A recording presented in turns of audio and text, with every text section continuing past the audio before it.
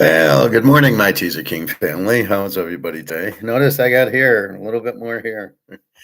The castor oil, you just rub it on and off we go. So it's good that some of these ointments and some of the doctors work. Only our doctors, not the real doctors. Well, happy Monday to everybody. Had a pretty good day yesterday. Let's review yesterday's games. Oh, wait, I was checking one.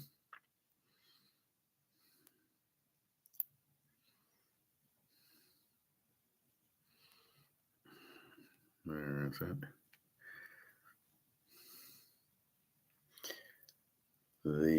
The free play one, Boston under 8. So I'm pretty hot on my free plays. Let's see, San Diego. I'm checking San Diego for today. 1, 2, 3, 4 hitters.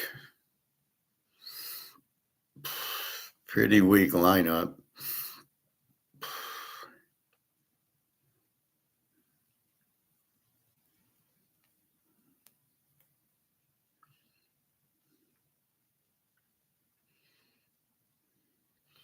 I love they lead off with the 270 hitters good, and then they bet a 202 hitter, San Diego.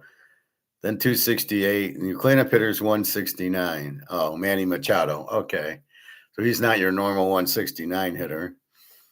Xander Bogaerts is hitting 226, not your normal 220 hitter. Then 255. Your right fielder, Bowman's hitting a whopping 083. And your left fielder hits 250. And then your catcher, Fermin, hits 147. So you wonder what the guy who's hitting .83 as your right fielder is doing in professional baseball. And this is what you have a lot of, where you have a lot of these players that don't belong. What the fuck are they doing in the game? All right, let's go through yesterday. So we start off with Atlanta 3, Pitt 2. We have Atlanta, and they win 2 units. So there's a winner. We have the free play, not a lot, but a strong play. We have Boston under 8. And the Yankees win 6-1. It was 1-1 going into the 8th inning, and the Yankees put up 5 runs on a couple of home runs. Notice how once Ranger Suarez leaves with Ranger Suarez, it's 1-1, and again they take him out. Let's take a look at why the hell you take Ranger Suarez out of a game. So the Ranger goes pitches 90 pitches. 6 in the 3rd innings, 6 hits, 1 run, 1 earned run, 6 strikeouts, no walks. That's what you want with Ranger Suarez. Then they bring in Guerrero. I mean, look at this bullpen. Guerrero, 6 ERA, goes 2/3 of an inning. Then you got Stanton, who goes 2/3 of an inning, gives with a 6.17 ERA, gives up 4 runs. And then you got Lasora with a 27 ERA, gives up a home run. And so your question is, why are you taking Ranger Suarez out? And look at your relievers. At the time you took him out, the score is 1-1. Right? They don't score. They score 5 in the 8th. So you're in a 1-1 game.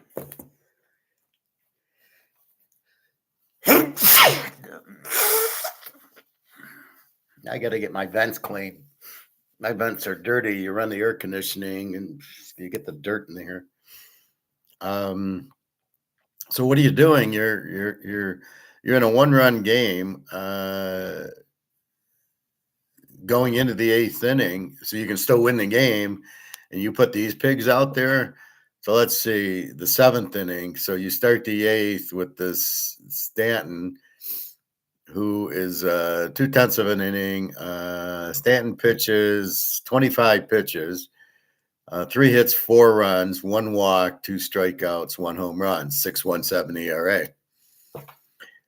And then Lasora with the 27 ERA pitches. He finishes the 8th inning with you bring in this guy because the other guy sucks, and he gives up one home run with the 27 ERA. And so what is the Boston? Okay, do you not have relievers? Okay, if I don't, maybe I need to keep Ranger Suarez, who's only thrown 90 pitches. He needs to finish the seventh inning, and he needs to pitch the eighth inning because it's a 1-1 game. And I need him. I obviously don't have a bullpen. If I'm going to ERAs with 6, I might as well keep if I want to win, I've got to keep Ranger out there. What's another 90 pitches? So he can go 110 pitches. What's the big deal? It's 6 strikeouts and no walks. He's pitching good in Yankee Stadium, where you want to pitch lefties because the righties have that big left field wall versus the short left field fence. So I would imagine the home runs are hit by lefties. Well, let's take a look. Let's look at the Yankee hitting. Let's see. It doesn't. Oh, it does tell me home runs. Cody Bellinger and Jazz Chisholm, and I think they're both left-handed.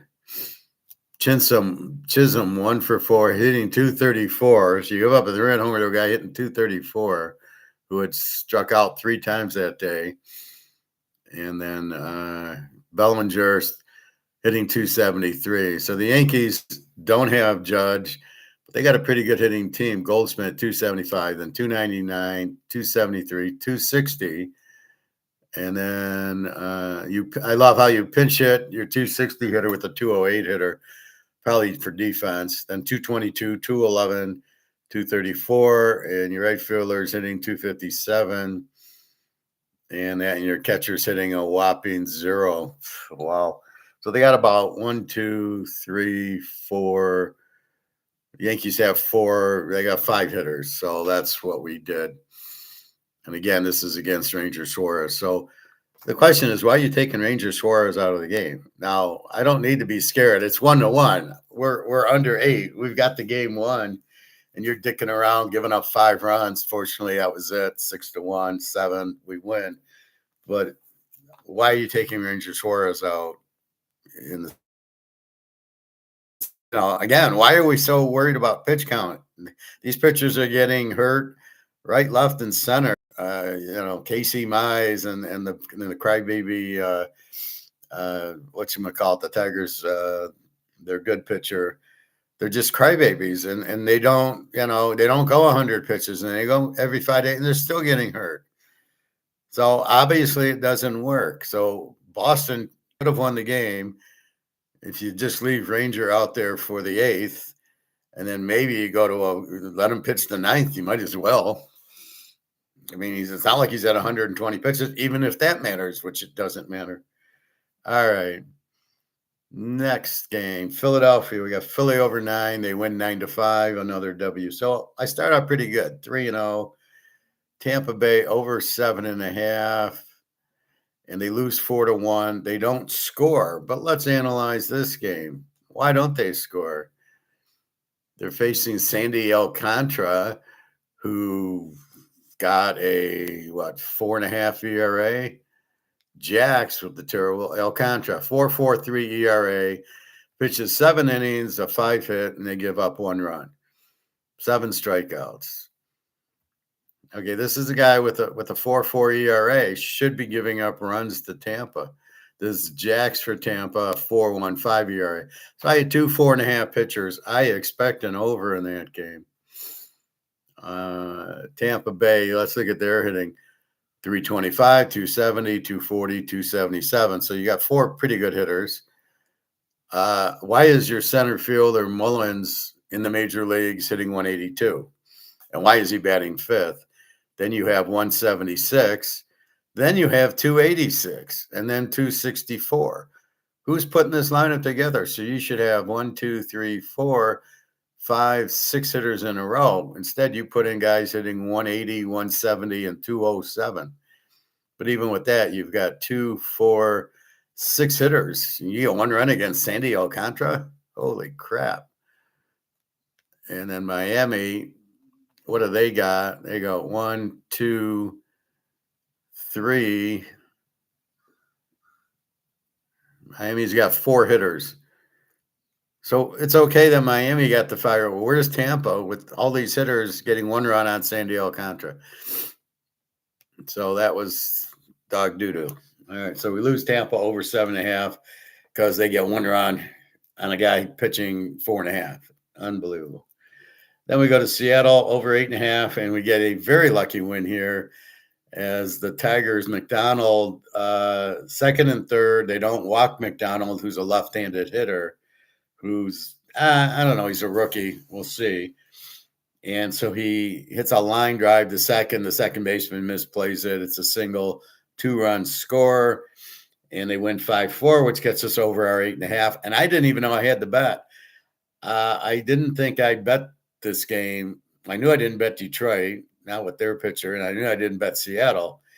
I didn't realize I bet it over. So anyway, we get lucky 5-4. We win over 8.5. So we're having a real good day.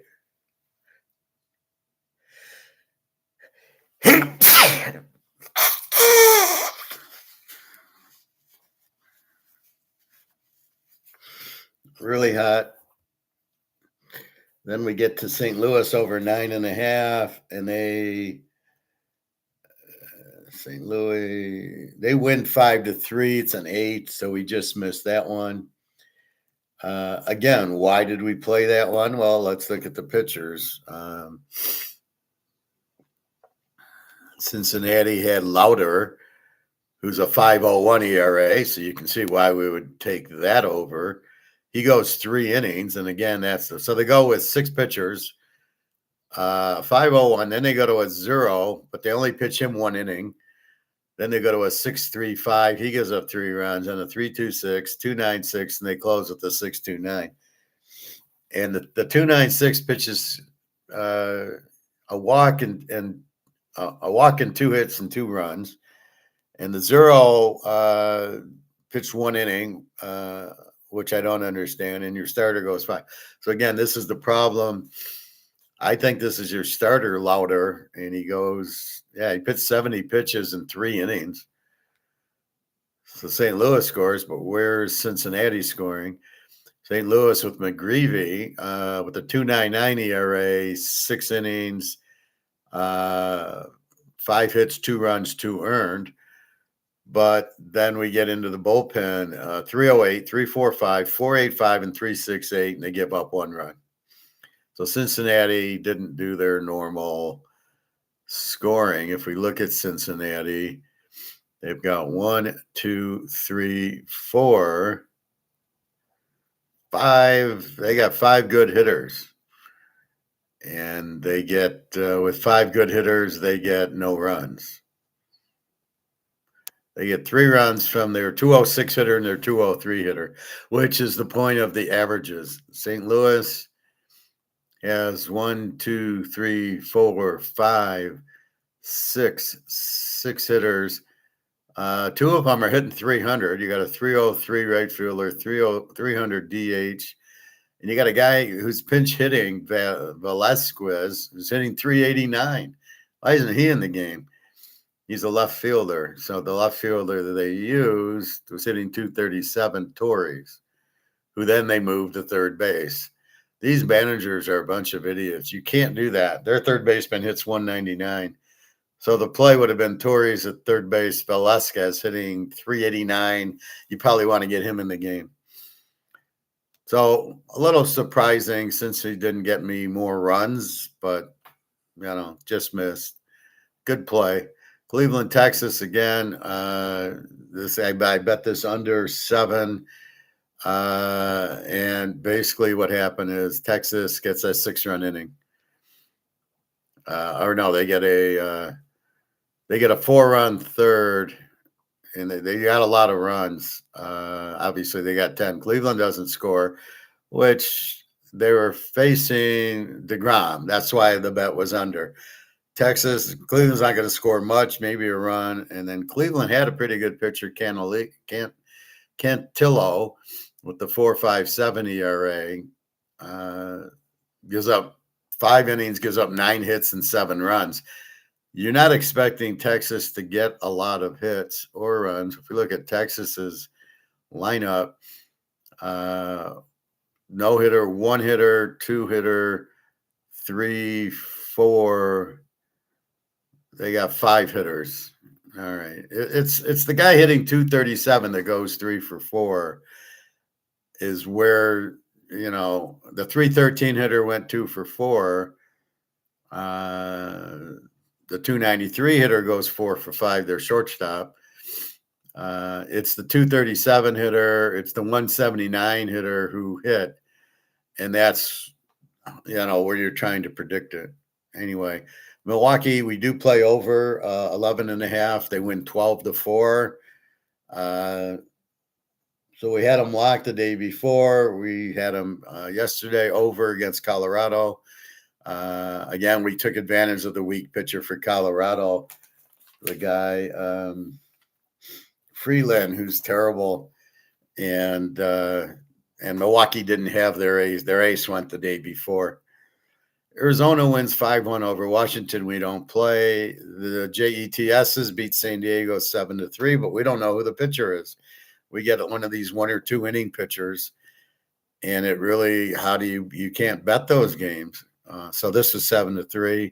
California kills the Dodgers 13-5. We didn't play that one. And then our last game, we have the White Sox over 8, and the wind starts blowing. I don't know if it was in or across. The total went down to 7, and 2-1 49ers. Just no hitting. So we got to be careful with Chicago. So for the day, I go 5-4 plus 3 units. Okay, positive day. Now let's go to today. I'm going to give you. I got 4 good plays today, but you got to pay for 4. I do have a lot going, and I'm not going to give that. I'm going to give. Let's see. What should I give? What do I want to give?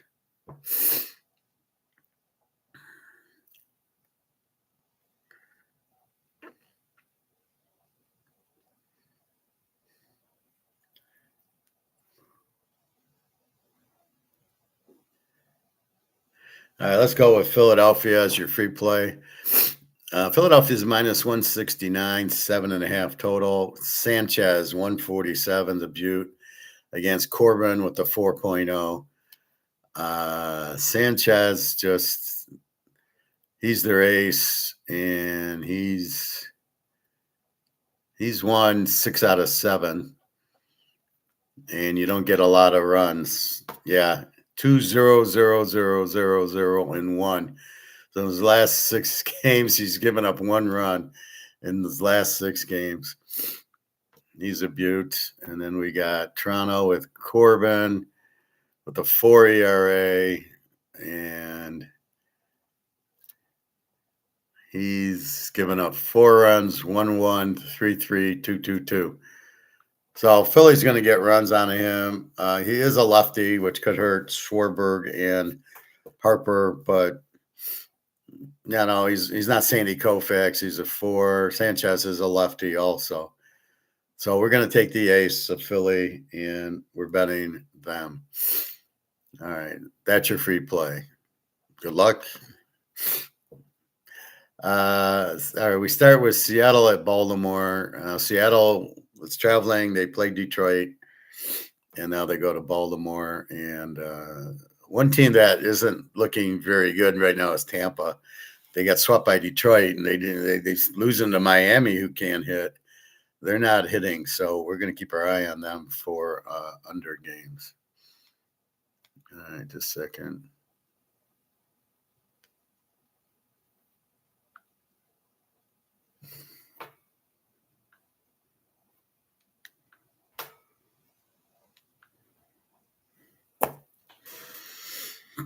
Mm-hmm.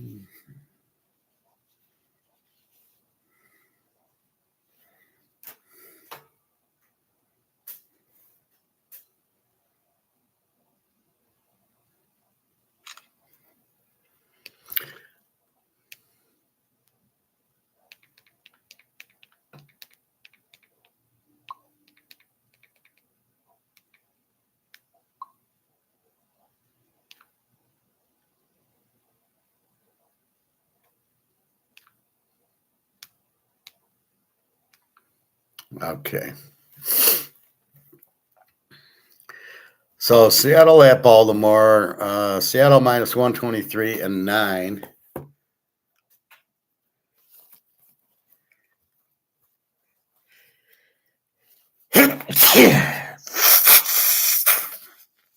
Keep having these big sneezes. I'll hit the pool and soak in the hot tub. All right, Seattle 123. Now we got John Hancock with a 283. Goes against Chris Bassett with the 567.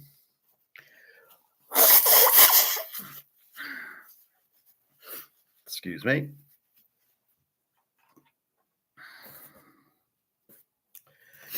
Basket, obviously, superficially, we like Hancock 283. I haven't heard of him. Emerson Hancock from Georgia. He's the Bulldog. And he's won his last 3, and then he's intermittent. All right. 6 innings, 2 runs, 6 innings shutout, 5 innings, 2 runs, 6 innings, 1. And then a 5 inning, 6 inning, 5 run, and then 7-1, 6-2. So you're dealing, he had one bad game where he gave up 5. So this guy's pretty good.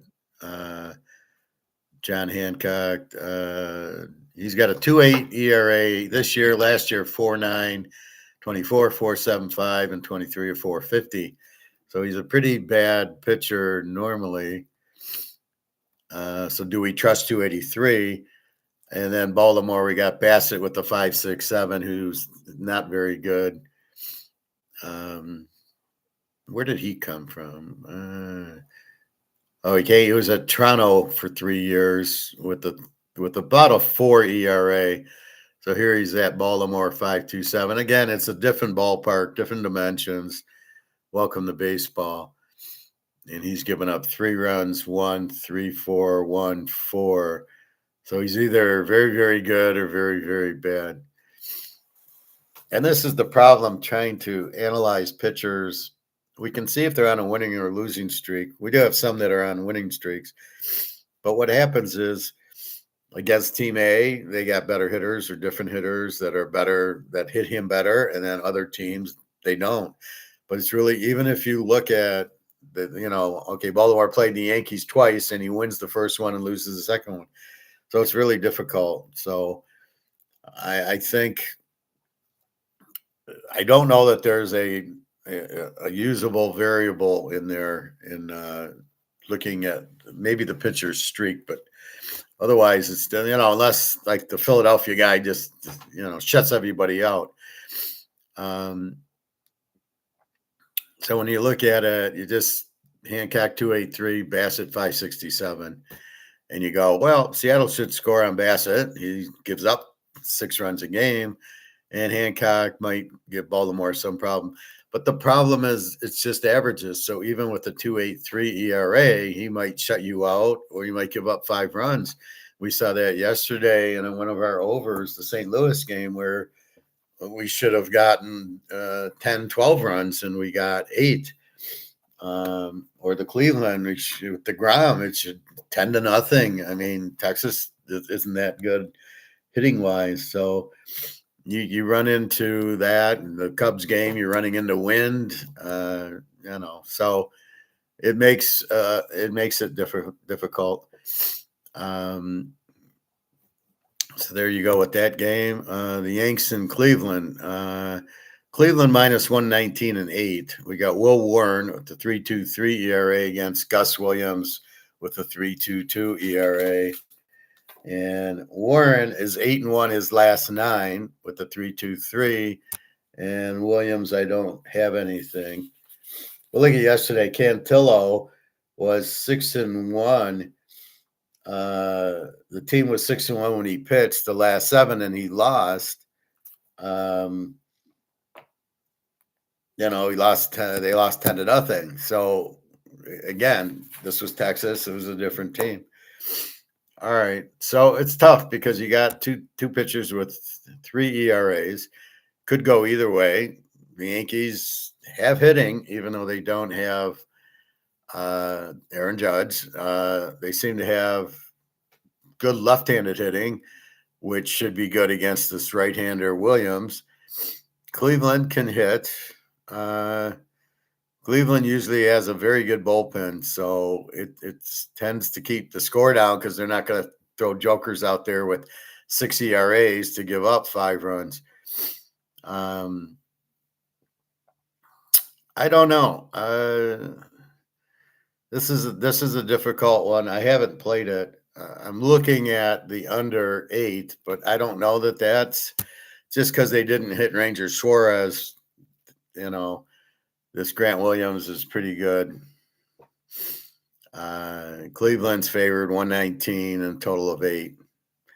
Maybe it's an under, but you just don't know. I mean, it's just you don't know which 3.2 pitchers are going to show up. All right, Boston, Tampa. Tampa, as I said, they're struggling. Boston's minus 108 and 8. Early 3.27 for Boston against Jane Seymour with a 4.50, and he's a bullpen guy. Again, it leaves you, and he's a terrible bullpen guy, but he's, as far as I can see, he's pitching the first inning because Boston probably has a few lefties in the lineup in the beginning. What a great concept by the managers. We can start the guy, the left-handed reliever, because they start with 2 lefties. This is the best they can do. What a joke these coaches are, managers. So early 3.27. Let's take a look at him. Seymour, there's nothing we can do. 5 innings, 4 runs, 7 innings, shutout, 6 innings, 3 runs, 2 runs, shutout, 5 runs. The shutout was against Tampa Bay and Atlanta, which is surprising, 8-0, 8-0. See, but here you go. So he pitches against Atlanta, gives up five hits and 2 runs, and they lose 3-2. Then he pitches against them at home, and they win 8-0. So there you go. They lost at Atlanta, and they win at home. Is he a better home pitcher? Maybe. He's very inconsistent. So it's a real difficult, except for, Tampa's got their bullpen today. And I love when they pitch like 6 pitchers, 6 minor league pitchers, basically. And there's some that, like, you're going to pitch to the bottom of the order. You're going to pitch to the heart of the order. These managers are just geniuses. What can you say? How does Tampa ever lose? Unbelievable. But they're not hitting. And Boston got 1 run against the Yankees yesterday. That was against Steve Stifler, though. So that's why we bet it under, and it went exactly. Boston got 1 run on Stifler. But you see how I made it. Instead of betting on Ranger Suarez, it was against Schittler, you just go under. And it wasn't under. But if you bet Suarez, you lost. Even though he shut him out, you got the manager who's taking him out. I don't understand the managers. Do they not want to win? Well, we're so worried about his arm. The guy can throw 100 pitches. I don't think it's going to hurt him. And I think that's what you got is just terrible managers. Well, I'm only supposed to pitch him, 90 pitches, and we can't go through the lineup 3 times. Are you a fucking idiot or what? Unbelievable. All right. Philly, Toronto, here's your free play. Sanchez with the 1.47 ERA. Corbin with the 4. Philly 169, 7.5. So go Philly, beat Toronto. It's a good bet. It's a 1.47 ERA. Sanchez, I believe. I don't have him. But he's just, you're going to bet on a 1.47 ERA pitcher. If Toronto had an ace, then maybe we play the game under like we did with Schittler and Ranger Suarez yesterday. So if this was Pitt and there was Scanes going against Sanchez, yeah, we'd lock the under. if it was more than 6. All right. Houston goes to California, who put a whoop ass on the Dodgers yesterday. Houston minus 121 and 9. Arrighetti, who is their ace with the 1.94 ERA, goes against Rodriguez with a 9.50 ERA. A pretty simple go Arrighetti. This is what you want, a 1.94 against the 9. So logically, you're getting 1 run in 7 innings on Arrighetti. And then, although last time against Gaines, it was a high scoring game somehow. In California, Rodriguez with a 9.50, Houston should be able to get 5 runs. They should win 5-0 or so. So again, that's a no-brainer. Cincinnati, San Diego, Abbott with the 4.10 for Cincinnati, and Ferris Bueller with the 4.58. He's been getting beaten up pretty good. San Diego 130 and 7.5. Do we have Bueller on here?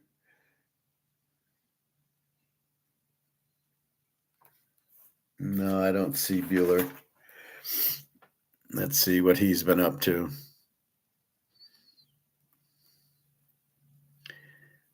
Ferris Bueller, he's skipping. He's going to skip tonight to go see the city of Chicago. 6 innings, 1 run, 5 innings, 2 runs, 5 innings, 3 runs, 5 innings, 2 runs, 6 innings, 2 runs, 5 innings, 4 runs, 2 run, 4. So this guy gives up runs. No streaks. So, this game I don't understand, 7.5. It's in San Diego, so it's not like it's in Chicago with the wind off the lake.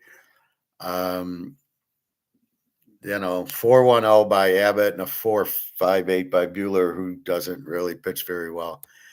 So I don't know why Bueller's favored by 130, but 7.5. I think it's just Cincinnati's not really hitting too well, and San Diego, but off of these pitchers, they should, even the minor leaguers should hit these guys. All right. The Redskins and the 49ers, the 1983 championship game, where the Niners got robbed because Ronnie Lott got called 2 pass interference penalties, which are bullshit. One, he just cut the guy off. They called interference. He's like, I cut the guy off. That's legal. Fucking idiot. The Niners, 140 and 8. Miles McCollus with his 8.28 ERA goes against Webb with the 4.27. And Webb had lost 4 in a row. I don't recall what he did his last time out. They won, so he's 4 out of 5. He won 1-0 over Milwaukee. Yeah, that's when we got screwed, because here we bet Milwaukee against them, and he wins 1-0, which you're like, but he's lost 4 in a row. So that's why you got to be careful with streaks. But Webb, 4.27, McCollus, 8.2. The Niners had trouble in Wrigley with the win, and they're traveling back to Frisco last night. And Washington's got to go West Coast. So, I mean, looking at the ERAs, you would think you'd get a lot of points or runs. And Milwaukee against Oakland, Milwaukee minus 145 and 11. Harrison for Milwaukee, 1.58 ERA against Springs with the 4.37. Can somebody explain to me how this Harrison, who is a real person, and he's won 8 in a row, how can this total be 11? No way in hell are we getting to 11 in this game. How can we get to the Oakland's not going to score on this guy. He's got a 1.58, a real 1.58 ERA, and Springs with the 4.37. So Milwaukee, okay. So Milwaukee should win 7-0 or something, right? And 11. It's insane. It's insanity. This is AI coming up with an 11, which should never be close to it. They'll not get over. Maybe they'll get 8 or 9. 9 seems to be about the number. 6-3, 7-2. That'll be it. But Harrison with the 1.58 ERA. And that's the bottom line because Stone Cold said so. God damn it. All right. So that's your baseball for today. Free play, take Philadelphia with Sanchez from the James Bond movie is now pitching. Let's take a look at gold and we'll get to the NBA. Gold. Well, I don't know if this is good, bad, or ugly. Gold sitting at, we got through the 10 o'clock drop pretty well, 43.32. I'm trying to sell 1 ounce of Krugerrand, and I'm going to wait Friday. And then I hope I get paid cash so I get it right away. I need it for the end of the month, so I'm going to go next Friday. Unless I get a 40, unless this zooms up in the next days, because everybody knows it's low at 43.32. So we should get a minimum. I'll take a minimum of 4,600 just because I need the cash in a quick time, and I'm only selling 1 Krugerrand. That's it. And I'm selling the Krugerrand because I'm getting 98% on the Krugerrand or the Eagle. I might as well sell the Krugerrand because I'll get more bang for my buck with the Eagle. So that's what I'm going to do. And we'll see. So by Friday, but it could. I mean, we could be Thursday looking at 4,700. I think it's hit its bottom. It did hit 42. What's that? About 42.75. And I'm glad I was asleep for that. And I had to really cried. And then here we get up to 4,300. That's when I woke up. It was about 4,300. And then 43.20 and now 43.30. And let's get it back to 5,000 where it should be. They can manipulate it all they want, but at the end of the day, people know it's the only thing. It's the only thing to buy. And silver back to 68.37. Now silver was just 88 a week ago, right? How the fuck is it 68? Now, again, when Egon says it's for not for widows and orphans, it's paper physical. There's 67 million tons of silver in paper world, 1 million in the physical world. What the fuck? How can this happen that they have 66 fake tons of silver? How is this even possible? How is this allowed to happen? Who runs this country? And I was listening to one of these guys on the war, and the problem is we don't follow the Constitution. It's all, everybody's bribed and paid for, and extremely what's the word I'm thinking of?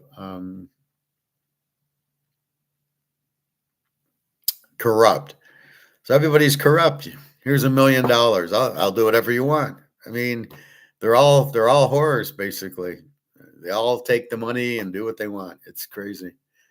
So anyway, 43.34, 68.36. We'll get back to this later. I do want to talk about crypto. I was watching something. They want to make crypto, but they can't because they don't know what they're doing. I'd love your help. I don't know what I'm doing. All right, tonight we've got New York leading 2-0 at New York. New York's favored by 2.5, 216.5.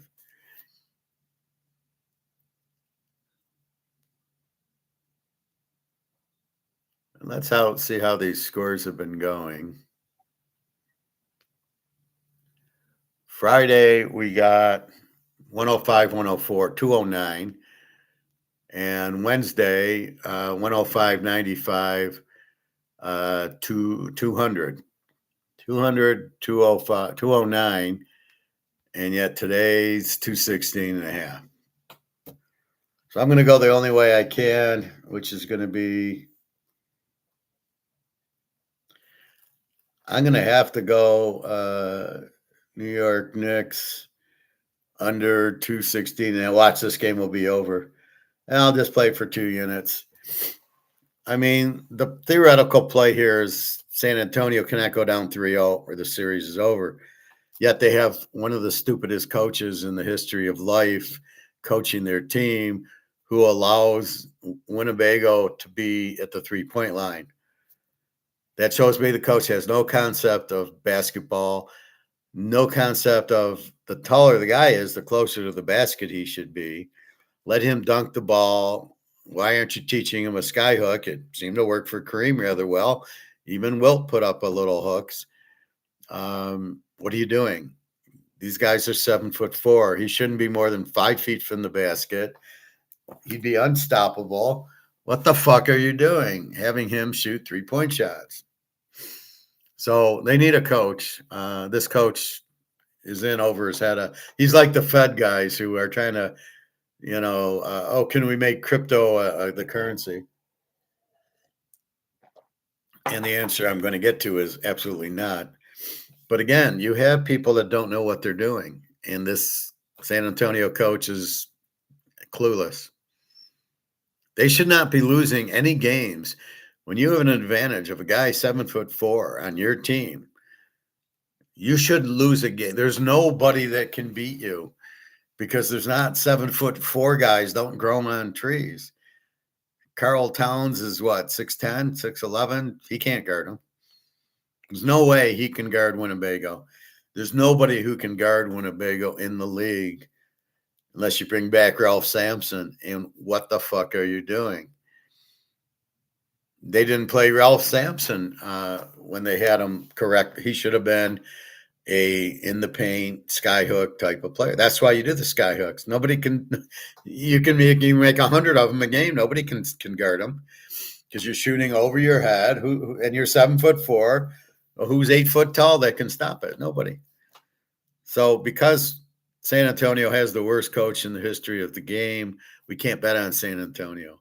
San Antonio has to win. They had to win game 2. If you can't win game 2 at home, you're not going to win game 3 at New York.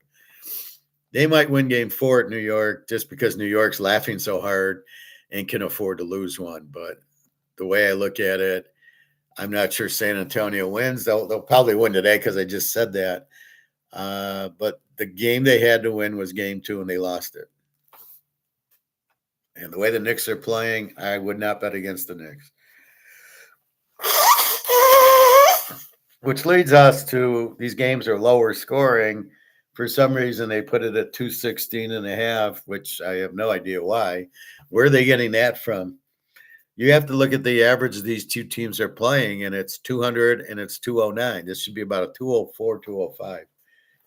So let's go under 216.5. We've covered baseball. Let's look at the NFL. Is there any news that we need to be apprised of? We don't care about the Bears leaving Chicago for Indiana. Who gives a fuck? Cardinals quarterback Jacoby Brissett reportedly set to report to mandatory. Who cares? A.J. Brown to the Patriots. Top schematic trend to watch in 2026 NFL season. Will the game? Who cares?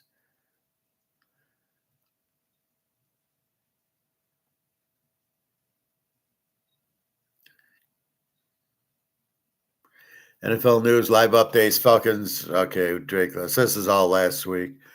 Okay, so nothing here.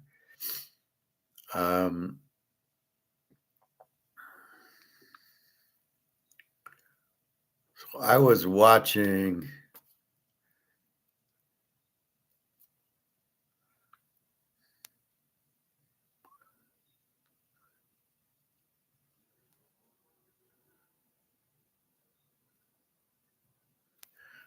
So I was watching this one. Big changes for crypto in US.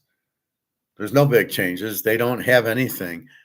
The congressman was clueless. I don't think he understood anything.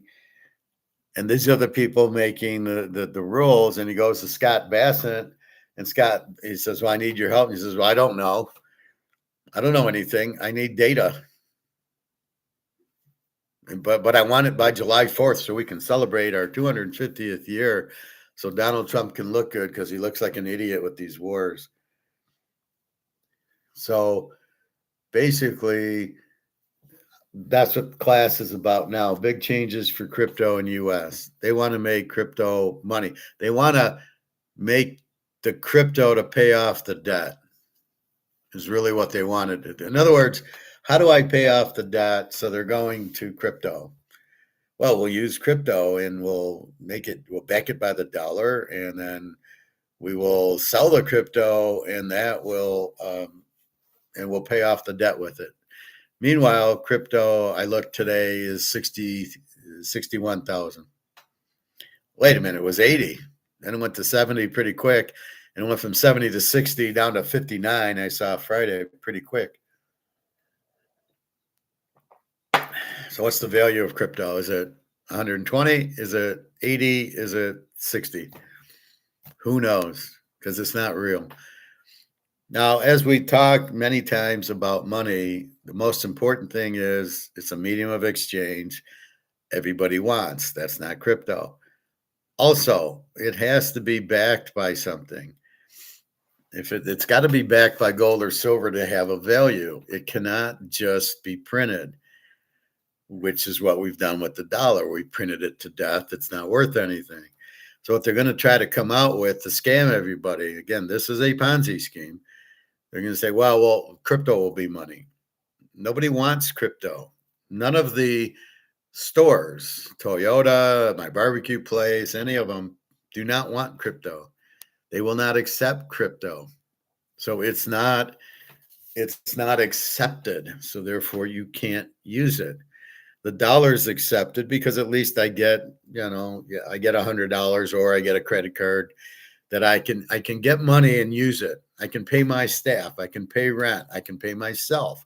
I got to buy the meat and the ribs and the chicken. Can I do that with crypto? No. Can the government force everybody to take it? No. It has to be what is the most wanted. That's what money is. It's what's most agreed. It's got to be agreeable. It's got to be accepted. What's most accepted. And again, it's a medium of exchange. So what's that? You pay me $100 for Teaser King, and then I can trade the money for food and clothing and rent. And that's the whole idea of a medium of exchange. It's a trade. Do I want crypto? No, I will not take crypto for Teaser King. You want to pay me, you're paying me in money, or you can pay me in gold or silver. So I do not want crypto because it's not real. It's not a coin. It's not gold. It's just a bit. It's a computer bit that has no value as I can see it. You can't see what it is. How can I take money that has no value and you can't even see it? Well, it's digital. Well, that doesn't mean crap. What does digital mean? Oh, it's just used in the internet. Oh, okay. Well, that really helps me. That's the explanation. Well, that's what the internet. That's what this is. We're digital. I don't know. Am I digital on this? I don't know. I'm on YouTube. But can money be digital? As I said, food can't be digital. You can't eat a digital steak. And I don't buy this digital money too much to be controlled, too much that it's not worth anything, that they can set the value and change the value on you. Can I buy gold and silver with it? I doubt it. Can they force it? So part of it was we're going to, we'll make that legal tender crypto. But you can't just make it legal tender if the businesses don't accept it. Well, I want to go fly to Amsterdam. Well, can I use crypto to pay for the plane ticket? Will the airlines take it? I doubt it. Well, how about the hotel in Amsterdam? Can I use it there? I doubt it. I can use my credit card because it's cash. I want to go see the girls. It's 50 euros. Can I give them crypto? How the hell am I going to give them crypto? Yeah, here, I want to pay for a half hour. Here's crypto. It's insane. You can't, they don't want to be identified. The drug people do not want to be identified. Half of the restaurants do not want to be identified because they're probably not paying tax on it. Can they use it to pay their employees? I see that's the real trigger with crypto. Can I take the crypto and use it to buy goods and services, pay my employees, pay rent, buy more food. Can I use bullshit, fake money and use it? And how people think it's money is beyond me. Is it an investment? I don't know. It's a collectible. Let's call it a collectible. I mean, that's all we can call it, right? Is a collectible.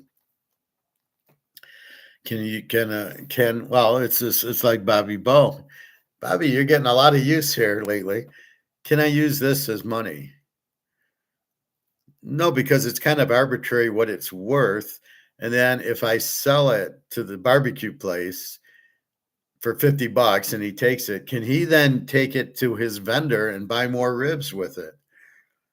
That's the point of this.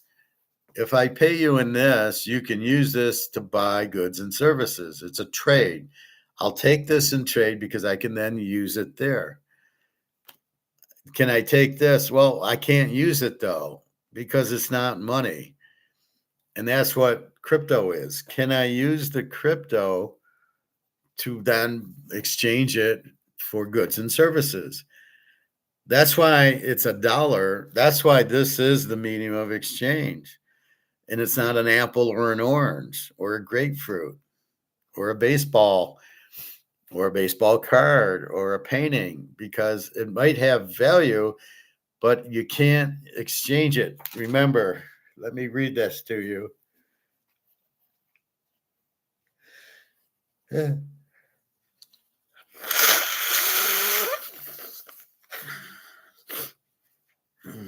Nice long steam today, I think. Now, I know I read you what money was. Let me find that.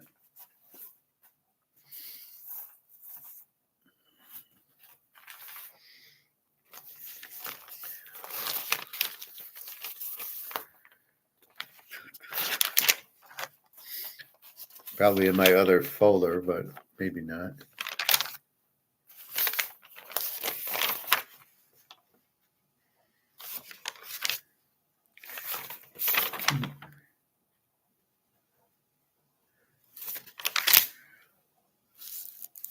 Here we go. Medium of exchange. Got lucky there. What everyone wants is the first thing of a medium of exchange. Does everybody want crypto? You can't just make crypto money if everybody wants it. It's got to have two values: exchange and use. I'm not quite sure the difference. Exchange is I'm going to trade it. So it's a trade. Money is a trade. You're trading the money for the goods and services. That's what a medium of exchange is. Convenience develops by economics. So it's convenient to use this and or a debit or credit card. It's much more convenient to use this than to use this, because I don't know what the value of this is, and I know this is $1. Even though it's really not, it's worth 1 penny right now, it's still in everybody's mind, I'm going to make apples $4. I can give them $4 for this. How can I give them this? I can't, because what is the value of this? It's not graded. It's Bobby. I mean, you don't know what it's worth. And that's the struggle we have with crypto.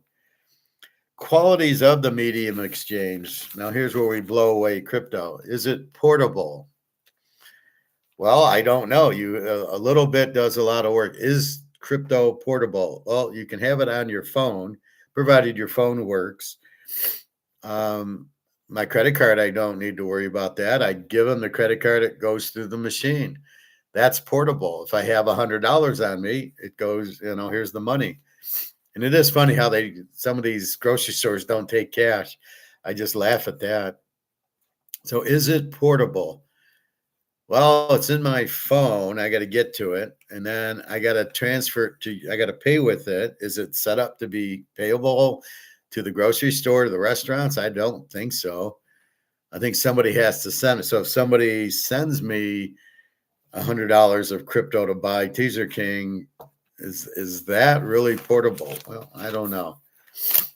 Again, my wallet's got to be working and everything else. All right. Number two, is it scarce? Scarce, high value. Overabundance loses value. Is crypto scarce? Who knows? Well, it says 21 million. Prove it. Now, if I showed you the Tom Brady card is scarce because it says 10 of 10. So let me show you that.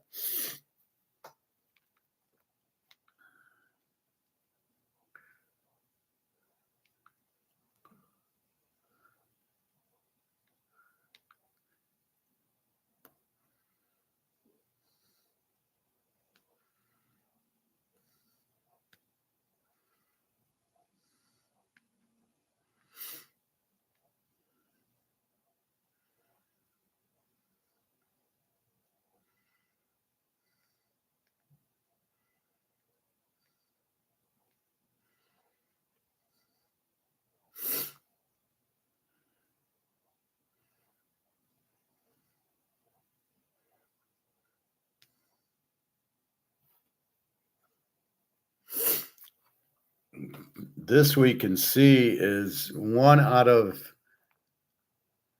5, or no, it's 5 out of 6 out of 10. They only made 10 of these cards. It's going for $20 million. I don't know. I've seen it on auction for a long time. It was 3 million, 5 million. Now it's 20. But notice it is 5 out of 10. They only made 10 of them. And so if we look at it like that, that's limited. And the regular Tom Brady cards aren't.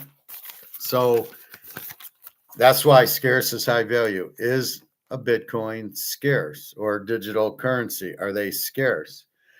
Are we supposed to trust that they're not printed? I mean, the US dollar, there's 100 trillion of them out there. Do we think, even if it is 21 million, as they're saying, is that scarce? Not like the Tom Brady card I just showed you. Not like a really good Mickey Mantle 1960s card where it's a high grade. There's not a lot of those. So I don't know. And I don't know what if 21 million is a scarce number. Don't know. And then, well, theoretically, wouldn't they need more of them? Because everybody would have to have one, right? That's the argument with gold. Well, I got to walk around with gold in my pocket. No, they'll print dollars on it. So you got 350 million people living in America, and then another 10 or 20 living illegally in America from these other ones, thanks to George Soros. So the question is, how does everybody get a Bitcoin? There's only 21 million. We got 350 million people. And that's just here. How about throughout the world? Oh, you'll have to make more. Well, then they won't be scarce. Gold, you can raise the value of gold. Can you just raise the value of Bitcoin? Well, we'll call Bitcoin $500,000. Well, you can't just do it. Gold, you can, because gold you're suppressing. So if you just let gold run, gold could easily see 50,000. Divisible for small exchanges. From what I know, you can just here's $100 of Bitcoin for the transaction. You go out to dinner, it's $100. You could pay with $100 worth of Bitcoin. So I will say it is divisible. Fungible, everything is the same. Well, since we really don't know what it looks like, I don't know if it's fungible. Bitcoin's a coin is a coin.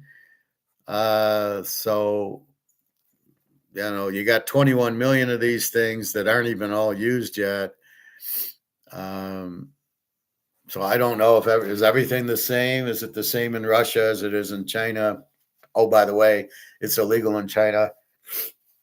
China catches on. The U.S. it's just a Ponzi scheme to pay off the $40 trillion in debt by having Bitcoin.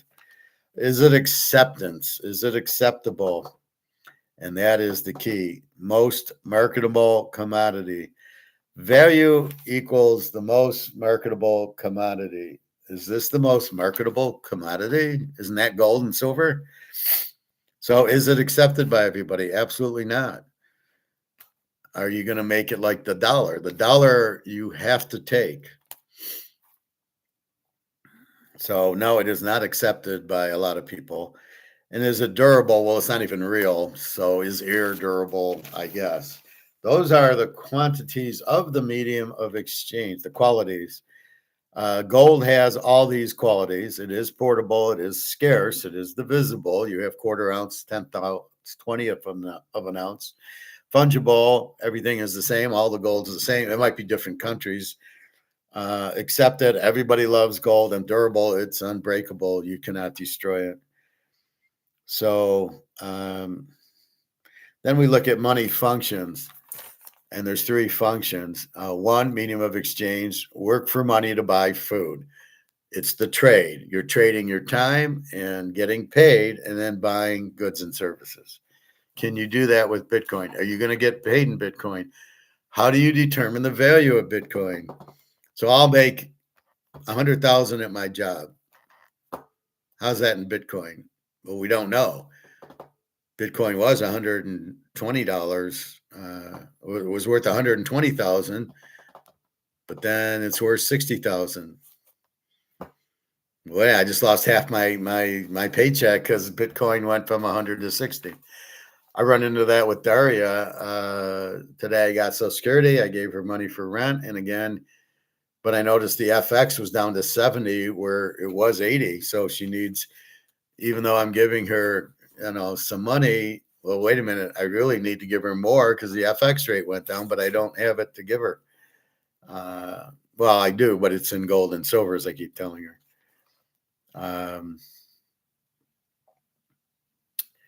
Store of purchasing power, spend over time in IRA. So the idea of the money is you invest it and you put it in stocks or bonds or in the bank, a money market, and you get interest on it, and then it's worth more. The dollar never goes up in value. It can't. It can only go down in value, and it's been going down in value since 1913 because they keep printing it. And the more they print, the more value they lose. So you don't just hold money in a bank and the money goes up in value. The money always goes down in value. It's what you get with the interest or an annuity that's why everybody's in stocks. Everybody wants to make money with their money, but I'll tell you, 99% of the people don't have a fucking clue what they're doing. And it's being manipulated by Wall Street or the government, and everybody's fucked because they realize they want to make money with their, I got 100 grand. I want to turn it into 200 grand. They don't know what they're doing. And I walk you through several steps. Well, we can go to the casino and play poker and play blackjack and craps. And when we're playing roulette, we can bet red if it's hitting, or black, or backrack. We can play bank or player and just keep playing it. We can make money that way. We can bet sports. Well, I do football and now baseball for you guys, and we make a lot of money betting football.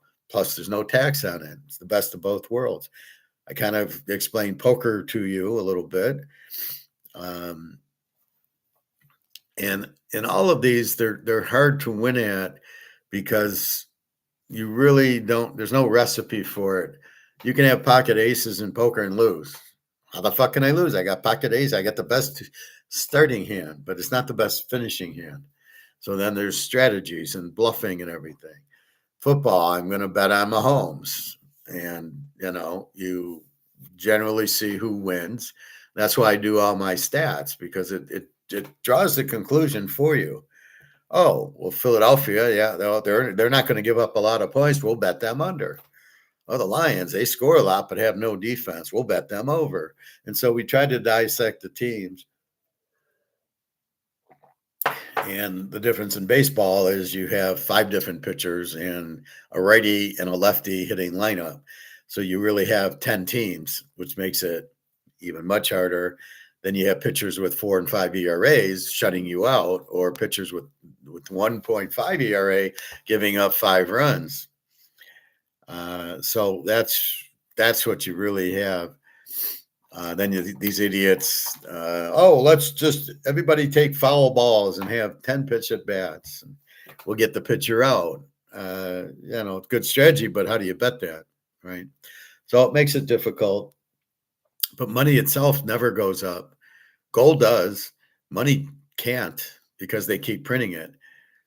So there's no way that they can make the value go up because, as I just said, the key to money is a little bit of money. If it's scarce, it has high value. If it's overabundance, it loses value. So it keeps losing value because you keep printing more and more and more, and you're trying to sell bonds, which nobody wants. So read the signs. Nobody wants it. The last thing is a unit of account, measurement of account, common denominator. Did you make or lose money? So you can do that in gambling and sports and poker. Did I win or lose? Right? I took 500. Did I end up with more than 500 or less than 500? So that's a unit of account. That's what money is. So is crypto a medium of exchange? No. Do you work for crypto to buy food? Who's gonna pay you in crypto? And if they do, who you're gonna go to Kroger's and buy food with it? The answers are no and no. Nobody is paying you in crypto. And then you go to Kroger, you can't use it. And then what's the value of it? Value it depends on judgment. Money, most marketable security. Market decides that money is marketable and the value. So you need the market to decide the value. Bobby Bo, I want 10 grand for this card. And no, market says no way. No offense, Bobby. Just we're using you as an example. Bobby comes up and he says, will you take $100 for this? And they go, oh yeah, it's Bobby Bo. I'll take 100 for it. So that's really what's happening is what will the buyer buy it for? And we talked about this over the weekend at Meijer's and these grocery stores. What will the market take for these things? And that's really the whole key to it. Will the market take, can I charge $20 for the New York strip? Will the market take that? So really what you're doing is you're trying to establish based on, we're not even looking at the value of dollar because we haven't come to the conclusion that the $20 bill isn't worth $20. Most people are clueless. They get a $20 bill in their hand and they're going to go shopping and they don't know what the $20 bill is really worth. They only know it's $20. And when they go and they see pop at $3.50, they see ketchup at $4, and they see Lucky Charms at $6. Wait a minute, I bought 3 things for $20. Yeah, because the value of your money has gone down. Now, will we pay those prices for ketchup, pop, and Lucky Charms? And we're going to go, yeah, I don't think so. So you're just going to go bypass it and then you do what I do and just go buy a bunch of veggies. And even that, the broccoli is like $3 and cauliflower is like $4 for a fucking head. And you're like, Jesus Christ. So that's where I notice it, but it's still reasonable and it's healthy and keeps me away from the doctor. So I'm happy. I might have to go with the onion on my foot with this cold. Yeah, it's not even a cold, really. I think it's just dirt. So I got to go get one of those feather dusters and dust my vents, and just so when I have the air on, it doesn't blow dust all over the place. So that's what the medium of exchange is.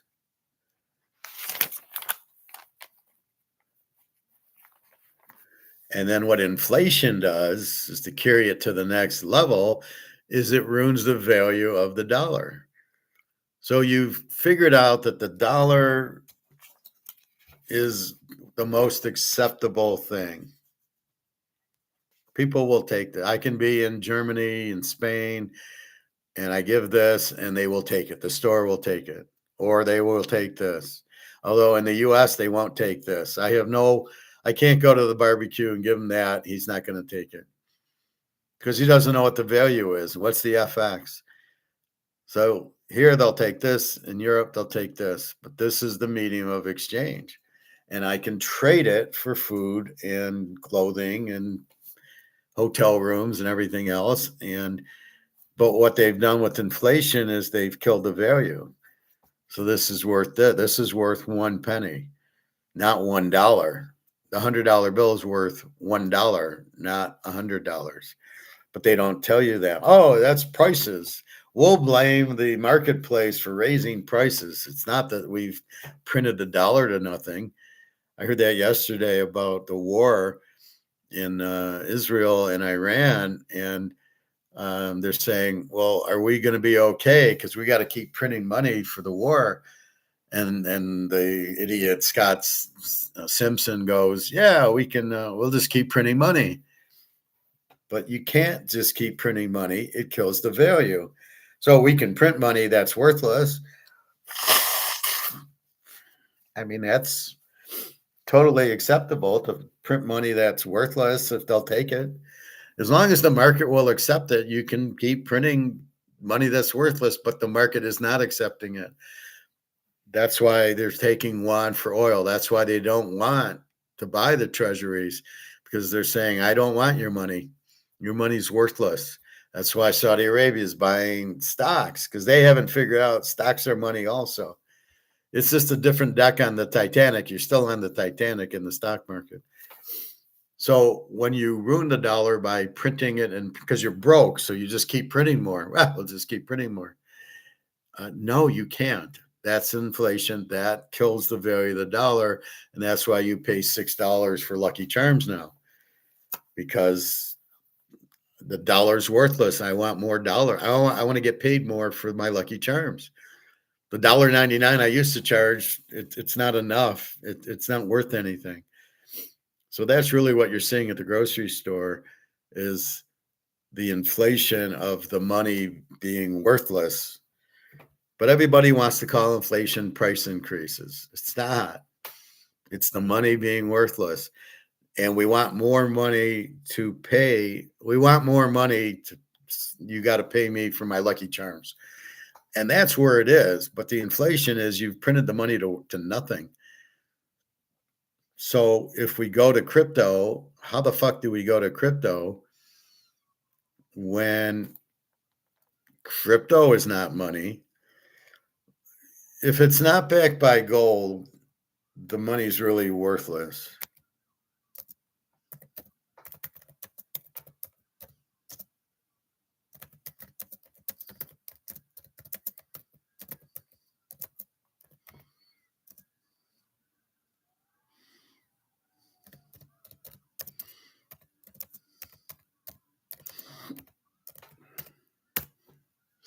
So that's the biggest thing. So again, it says here, if it's scarce, it has high value. If overabundance, it loses value. So you're losing value on the medium of exchange, on the dollar, because you're printing too much of it, and therefore prices go up because of that. And again, hyperinflation, they'll tell you, I don't even know what they think it is. I guess when prices really go up, it's hyperinflation is when the money supply increases, but the prices increase faster. Expectations drive the whole system. So you're expecting prices to go up, so you go buy more, and then they go up because of the money printing, and then you panic and you buy more and more at a cheaper price before the price goes up. That's what hyperinflation is. It's not this big money. It's prices that are just shooting up because the public is in a frenzy, worrying about the prices going up. I better buy it now before they go up. I've been doing that for 2 years now, 3 years.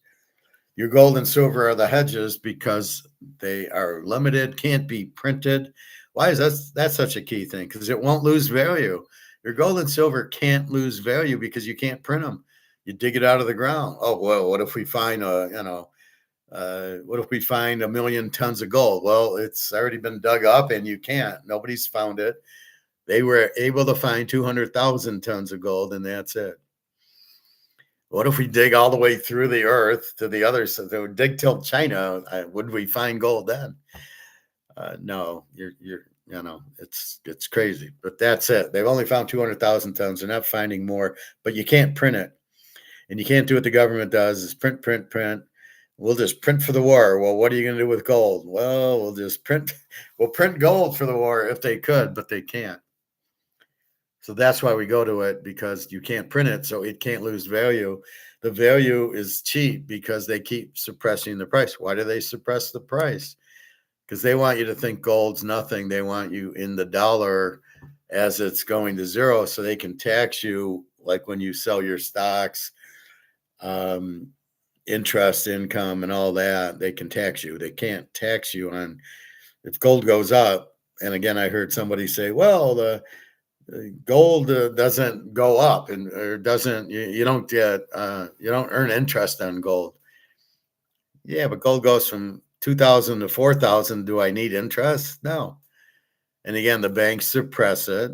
There's 8 billion banks. They suppress it as they want you. They know if gold really shoots up and everybody jumps in, they're left out in the cold because they can't tax you on it. They can't make commission on you buying stocks and bonds. So the banks lose. So if the banks let the gold go up, but by them keeping the price down, you lose interest because you're only in to make money. So you go into stocks and bonds and real estate because you can make money. Oh, I can buy NVIDIA and make $10,000. And I'm like, good luck, because it's not worth it. So that's a big part of it. So can crypto be money? Well, if you don't even have it. B, it's too limited. There's only 21 million for the whole world, and there's 355 million people, or probably like close to 375 million people living here. And that's just here. How about Russia and China and all these other countries? So you certainly don't have enough Bitcoin, even if it's $10,000, $50,000, $100,000. It's not, you don't have enough of it because you only have 21 million. And therefore, how do you use it? And right now it's valued, and this is the problem. Let's say it's 60,000 right now. Let's call it 100,000. How do you use it?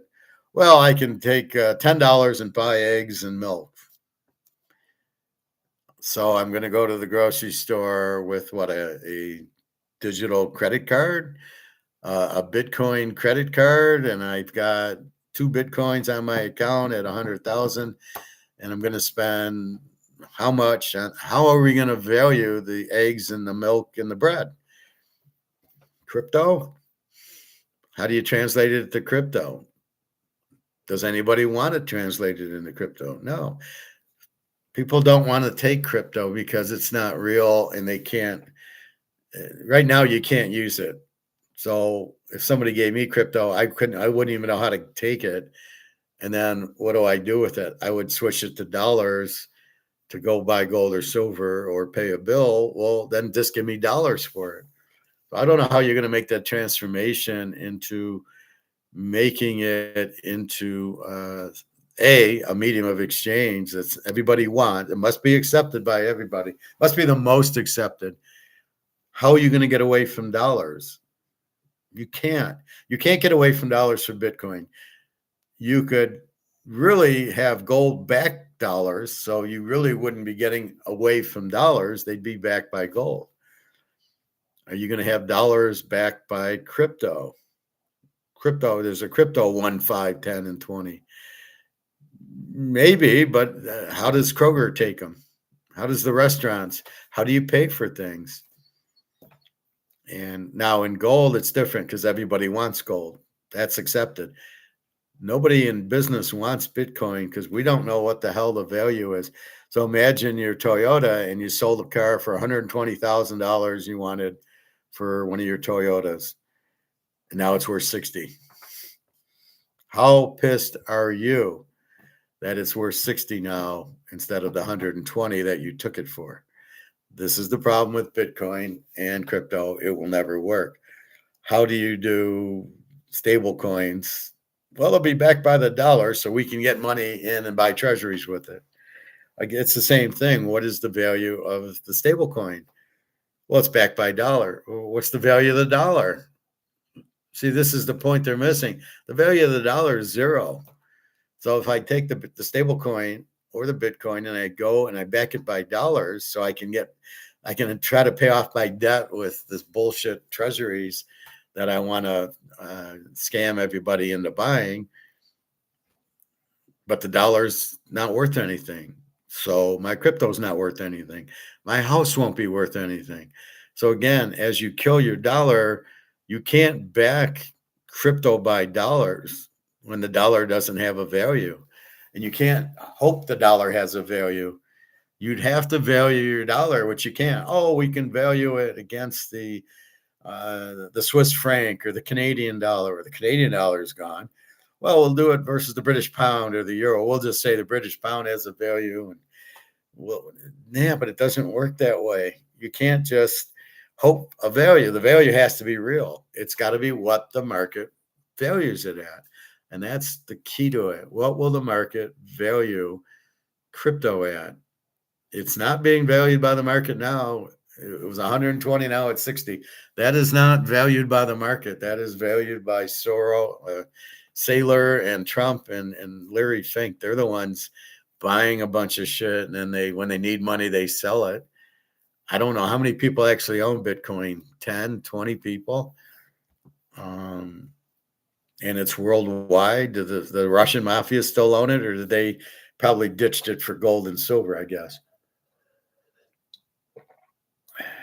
So I don't know what to say about crypto, how it can possibly be a medium of exchange. And that's what our money's for. It's to get paid and trade it for food and rent and electricity and clothes. That's what the money's used for. And that's it. That's all it's used for. It doesn't really grow in value. If anything, we lose value because we print it. So what's the value of crypto? Will people accept crypto at the barbecue, at the Chinese, at all these places? Will they accept crypto? Or just because the government says accept it? This guy said, well, I don't really know. I don't have data points, which means they're not doing it, because if he needs data points, where are you going to get data points from? Nobody wants crypto. The only ones who do are the criminals who want to go under the radar, but regular people, I don't want to get paid in crypto, and I certainly don't want to, like that one player, I think is a football player, was all excited he's getting paid in crypto. So crypto was 120,000. He was pretty happy. Now it's at 60. How happy is this guy that he's going to get paid and he's just lost half his paycheck? Now, if he was smart, he'd bought gold and he'd quadruple his paycheck with no risk. See, gold can't go down because you can't print it. Crypto, nobody wants it, so it by default has no value. Like I say, if everybody wants it and there's huge demand for gold and silver and a very limited supply, it goes out. The Mantle card, the Michael Jordan card, the Brady card, the Montana card, huge demand, limited supply, price goes up. So, okay, let's look at Bitcoin or stablecoin. Is there huge demand for it? Who the fuck knows? All I know is I don't want it. So I don't think there's huge demand for it, or you wouldn't see the price go from 120 to 60. Is there low supply? Well, is 21 million low supply or high supply? For a collectible, it's high supply, because I'm showing you a Tom Brady card they only made 10 of. That's low supply. I have Barry Sanders 50 count, 25 count. That's limited. That's low supply. So I don't know, 21 million. We know the regular dollars is 100 trillion dollars out there, right? There's 100 trillion. There's 100 trillion of this. So what the value of this? Nothing. So not only can I not see crypto, you can't sell me there's only 21 million. I don't believe you. You can't prove it because we don't even know what they look like. So it's not like there's serial like the Brady card. It said 5/10. So we knew there was 10. You can't tell me what it is for Bitcoin. And when you compare it to gold, gold's 200,000 tons, Bitcoin's 21 million. 200,000 is a little bit less than 21 million. Keep in mind that's tons, 32,000 ounces, but we'll keep it tons versus whatever the Bitcoin is. Is that tons or ounces or whatever? So I don't know how you can have crypto as your money if nobody wants it. And I don't know how you can force people. Sorry, Kroger's, you're going to have to take Bitcoin. I don't know how they can do that because Kroger's can do what they want. They're gonna say fuck you and still take money. So that's what they're gonna do. They're gonna take money. That's the idea of it. So I think this is the best thing is this for a medium of exchange. And that's all crypto is. And that's what this is. And that's what gold are. They're all medium of exchanges. But when we vote, we want gold and silver is number one. This is number two. And crypto, I don't even know if it's on the board. So again, this is already accepted. So to come out with one that is gold back and have a little gold on it saying this is redeemable for gold, for $1 of gold, then everybody's fine and they'll take it. They'll adjust prices for gold versus monopoly money. But what is Bitcoin's value? Because you're valuing it in dollar. Gold, you don't need the dollar to value it, right? Gold's gold. It doesn't have to be priced in dollars. It just is, but it doesn't have to be. Just like your house, $500,000, but it's an asset. It doesn't have to be priced in dollars. It can be priced in gold. It can be priced in Picassos. It can be priced in anything you want. We're just pricing it in dollars because that's the medium of exchange. So you price things in it. So the house is 500 grand. Doesn't mean, or the Rolex, let's take the Rolex, it's 50,000. Well, okay. Well, let's see. Here's a Rolex.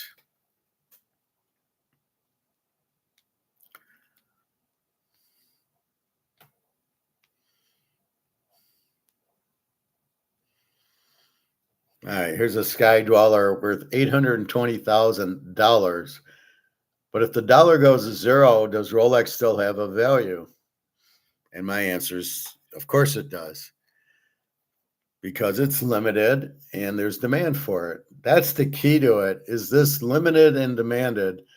White gold with factory diamonds, 820,000 for this Rolex. If you don't have dollars, does it have value? Yes, because it's real, it's demanded, and it's limited supply. If the dollar goes away, how do you value Bitcoin? Well, the supply is not limited. The demand is there demand for it. It's a collectible. It's not money. So I don't know that nobody really wants it because nobody can really use it. So is there limited supply and is there demand for Bitcoin? And there's no demand for it. I don't want it. You don't want it. Nobody wants the Bitcoin. Toyota doesn't want it. The barbecue doesn't want it. The Chinese place doesn't want. They don't want Bitcoin because will you take Bitcoin? Hell no. So there's no demand for Bitcoin. So you've got to keep it real. You've got to keep what is demanded is this. You can change it to gold back or silver back or Rolex backed or Mantle back, but you need it to have value. And that's where the point is. So right now it has no value because it's not backed by any, just like a Bitcoin, it's not backed by anything. Can I make Bitcoin backed by gold? Well, you don't have enough gold and all the gold's in China right now. So how are you going to have gold to back Bitcoin? That would be a solution because it would give Bitcoin value. And then people would maybe take it because of that. But you would need a lot of gold to come out with Bitcoin, right? That would be the only way Bitcoin could survive is if it was backed by gold. And then it really is the gold that has the value. It's much simpler to just have a gold backed dollar. So back, this would be gold, gold papered, and to say, hey, this is €5, you redeemable for whatever it is in gold. You can go to the bank, the Deutsche Bank, say, I want gold for this, and they'll give you $5 worth of gold. But you're already comfortable with this, and you'd have more confidence in it because it would be gold back, which is why you go to the gold standard. Or the same thing with here, you paint a gold stripe on it and say this is redeemable for gold. Otherwise, these aren't worth anything. There's far too much supply, trillions of money in it. And how are you really going to stop Bitcoin from printing more? And you'd have no idea. And really, it would just be a greenback or just another dollar that isn't worth anything. So the idea of the government printing the money is to, it's the government's money, so it's got to be good. But no, it's not. And look at what the government's doing to this money. So basically, we're overprinted. There's too much supply. It's lost its value, and that's why things have gone up in price, because you need more when it's possible. You tried making a $3 Coca-Cola, nobody buys it. And so you got to lower your price to 2 for $5 and sell 2 of them, but then you're only getting $2.50 a bottle. And that's what you have to do, because the market says you can't make it $10 because you printed the dollar to nothing. Does not let the market then, you can't then sell it for a pop for $3.50 in the marketplace like they're going to take it. They don't care about the increase. They don't care about the dollar having no value, and they're not going to just pay a price increase because you priced increased. I saw honey yesterday at Meijer's. I get my little it's like 24 ounces, and they wanted $8. I put it back on the shelf. I says, yeah, I think I'll go to Walmart. I think it's like $5 there. We'll see what it is. But if Walmart's is 8, I'll buy it at Walmart's. But Meijer's getting too expensive. They're all Keynesians. They don't get it. And that's the problem with Keynesians. They think you can just print as much as you want. But we go, no, you can't. We're the Austrians. You cannot just print it. It will kill the value as it's done. So these stable coins they want to come out with, you can come out with it. I wouldn't take any of them. I would never take a digital coin, a digital dollar. You'll never see me buying one unless it's the only way I can get my Social Security is to open up a digital account, and I have to get digital. But it's only going to work if I can pay rent and my utilities and my credit cards in digital, because that's what I'm using. So how do I get it in the money that I can then pay rent with? And does my apartment know what I'm doing? Are they gonna, how are you gonna change your rent to stablecoin? So stablecoin will be like Bitcoin now. It'll be out there, but it can never be the medium of exchange that the single what everybody wants. That's always going to be dollar. And really, the only hope for Michigan, for America, is gold-backed currency.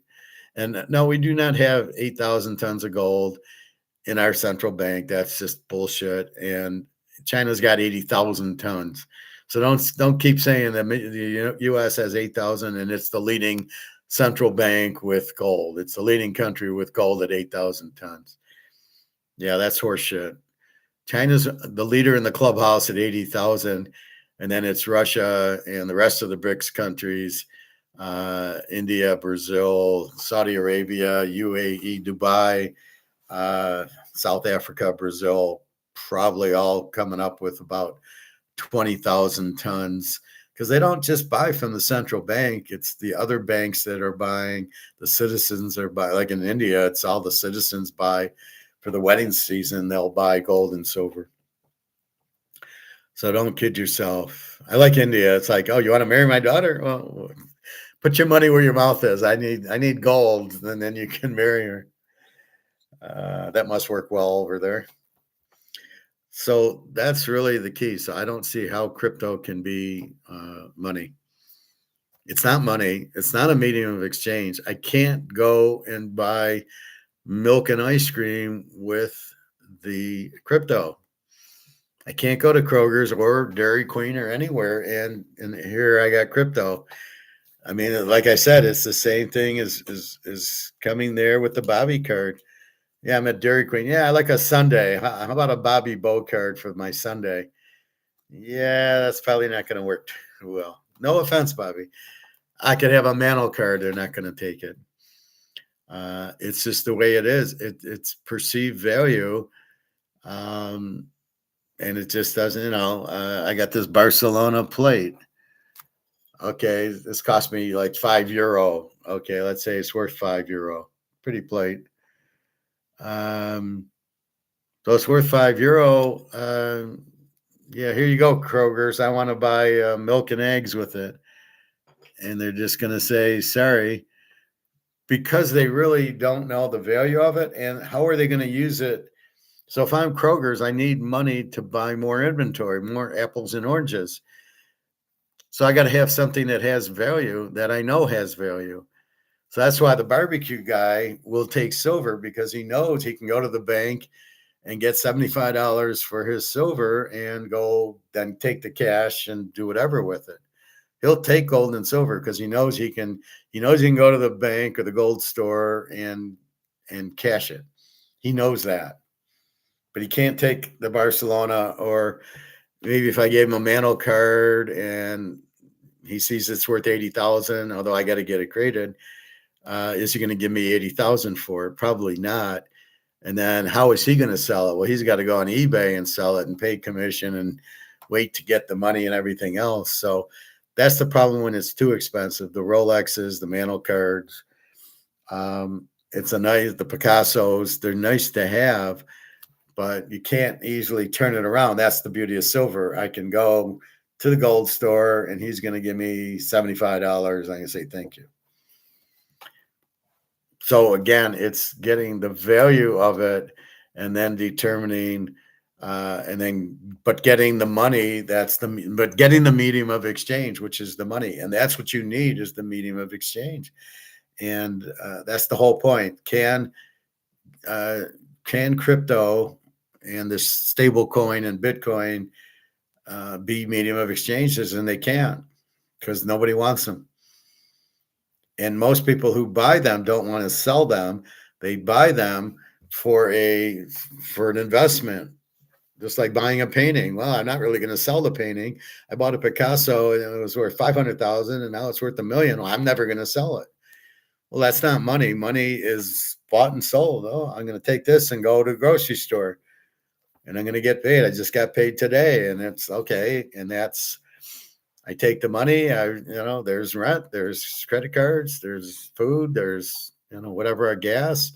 I can use that money I got today to do all the purchases that I need. That's the medium of. I'm trading what I got. Now I got it digitally because it popped in. It was a direct deposit, so I'm happy for that. And I could check at 7:30 and go, "Yep, there it is. Happy day." That's what's so weird about, like, this is my job, is just collecting the Social Security because I paid into it. And so I'm just getting my money back. It's bullshit, but I should be able to get like 500 grand for it and then say, go fuck yourself. And that's it. That's what should happen. You should have your own account and the value, and just like you do in a retirement account.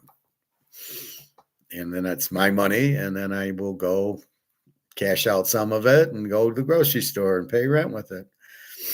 So this whole idea of Social Security is so stupid. And then they steal it. So it's going to go broke. Well, wait a minute. How about all the money I put into it for 50 years? I want to get my money out. Well, if you live long enough and all that, it's the stupidest system, but that's government. It's always stupid system. They're always corrupt. They're always stealing from us. And it's really a nightmare. But anyway, crypto can never be medium of exchange because nobody wants it, and you can't force people to want it. And everybody realizes it. Nobody wants to spend it.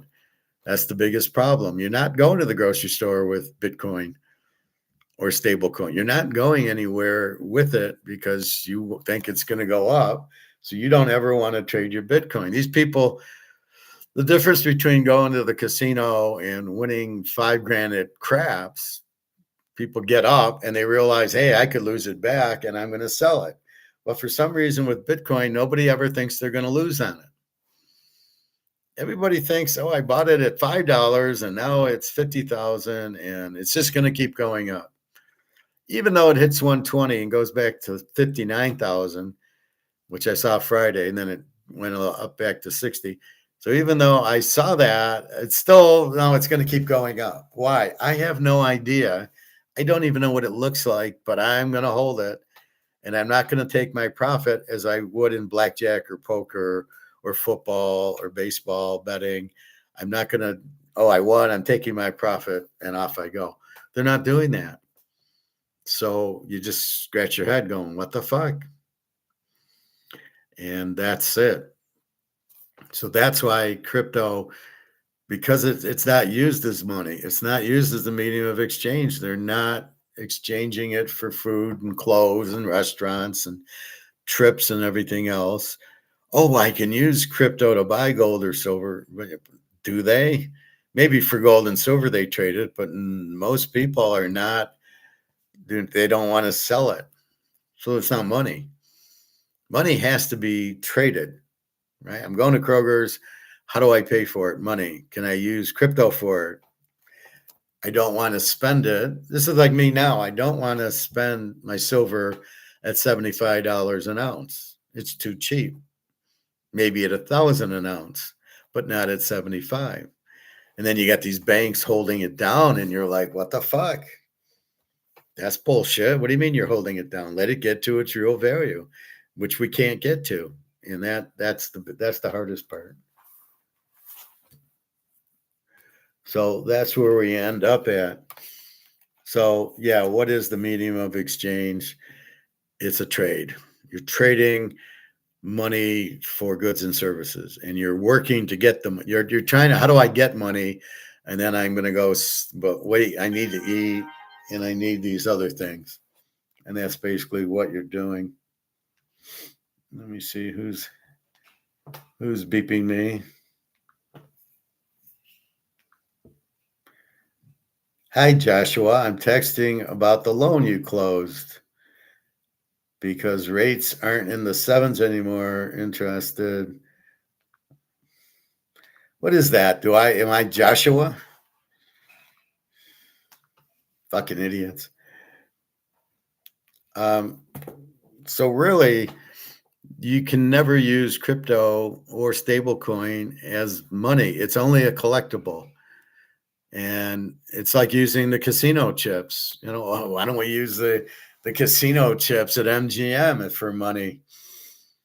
It says 100 on it, and 25 and 10 and 5 and 1 and 50.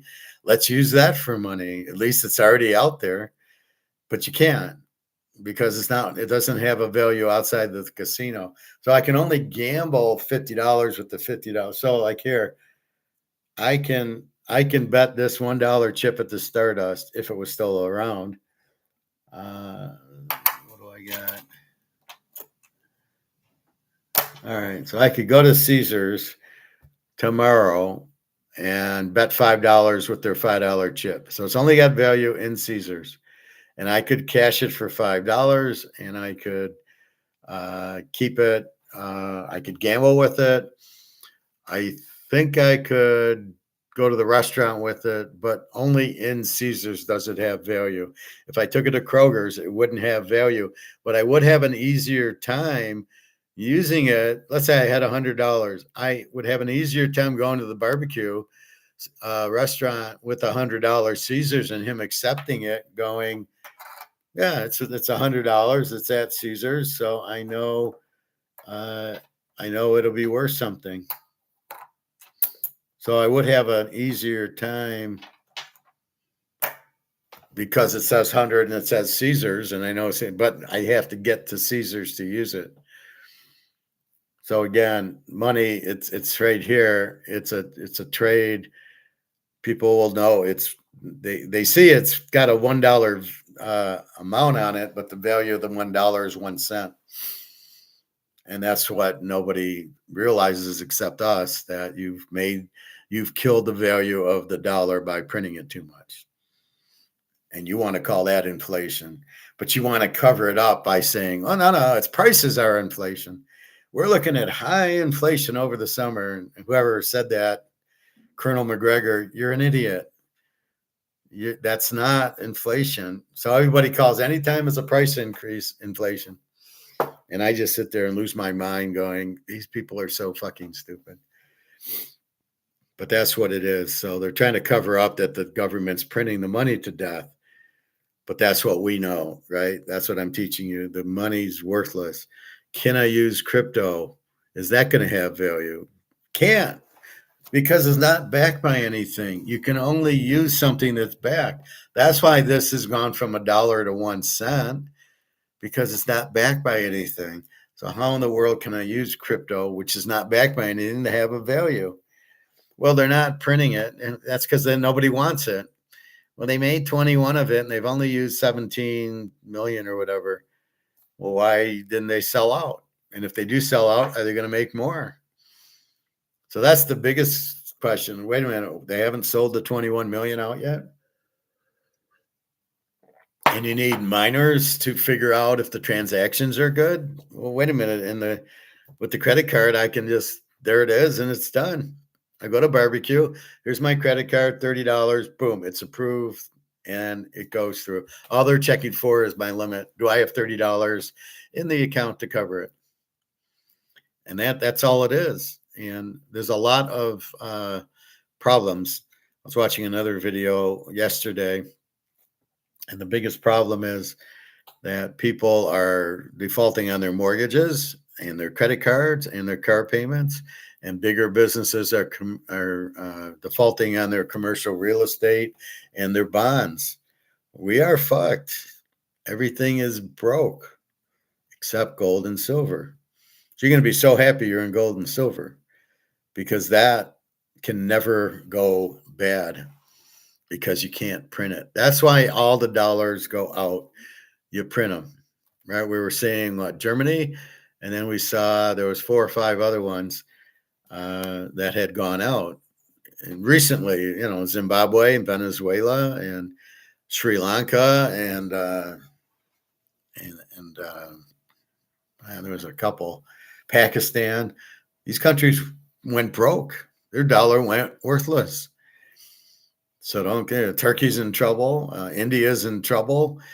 China was in trouble with their yuan until they backed it by gold.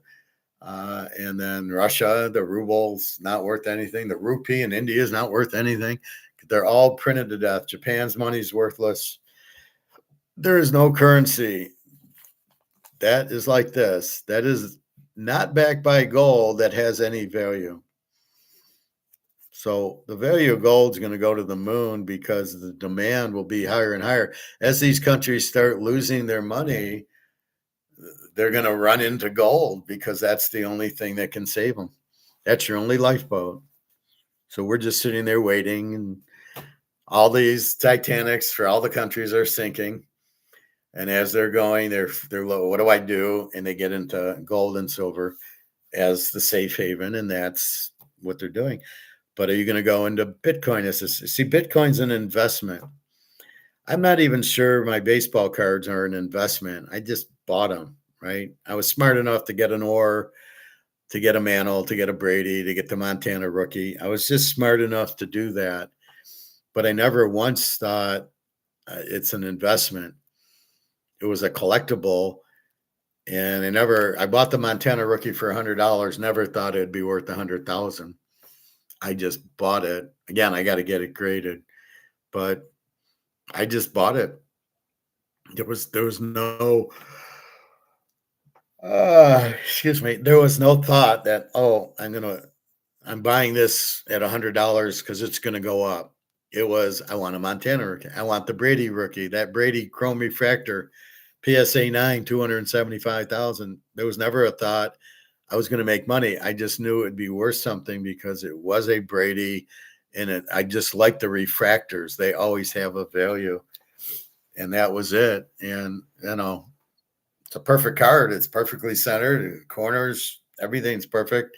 There might be a little scratch on the front because it's a refractor, but I don't know if they take anything off for that. It's just the way the card is. But let's just say that. But I never said, "Oh, this is going to be worth 270,000." It just became that, but it was never. When you buy a stock, you buy Tesla at $200, you're thinking it's going to go to 3. And that's what you're doing in Bitcoin. You're buying it because you think it'll go up because Michael Saylor tells you, because he does all this bullshit talk that nobody understands because it's not even fucking finance talk. Well, we're looking at the, what did he call it? I don't know, but it was just ridiculous. So that's what we have. Again, your free pick in baseball. Take Philadelphia today. I do have a lot going. And not Philadelphia is not the lock. It's just a free play.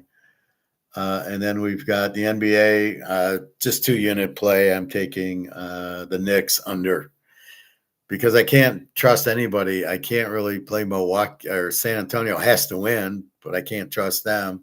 The Knicks are red hot. I don't really want to bet against them. They'll probably sweep them because San Antonio needed the game at home and lost. And I don't think the coach needs to be fired. I don't think he understands the game of basketball, that the bigger guys should be at the basket and feed to them. And the odds on them making their shots from 3 feet away when you're 7'4" are probably 98%. So I'm going to score a whole lot more feeding it into him than taking these 3-point shots. It's really hard to watch. It's not a strategic game. It's not Magic Johnson and Bird with these great passes and Isaiah and Jordan. It's asinine basketball. It's an asinine game now. Oh, I'm just gonna stand. We're all gonna stand 30 feet from the basket, take turns shooting. And after we miss about, we shoot about 15%, then we'll figure it out from there. All right, crypto cannot be money. It cannot be a medium of exchange because people, A, don't want to use it, and B, nobody wants to take it. More and more people will take gold and silver without being told to, just because they know it's going to hold value. It's going to go up in value. Talk about a great investment, gold and silver is. So that's what you're at. So again, I'm hoping that it gets to at least 4,600. I can sell the ounce. I'm going to sell a Cougar ounce, and then I'm set for. I only need a few hundred a month to maintain with the Social Security. So I don't know how long that lasts, but whatever. I'll worry about that bridge when it comes to it. All right, let's go to gold and silver.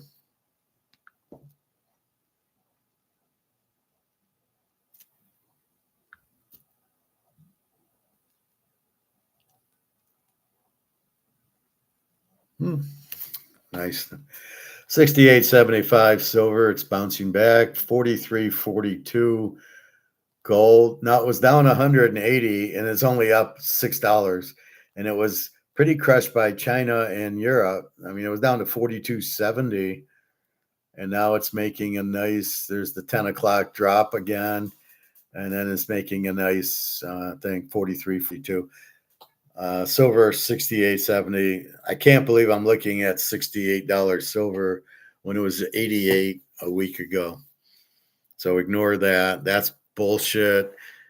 That's my guess is people are they're trying to buy gold, so they're pushing the price. Like silver. Why would silver go down?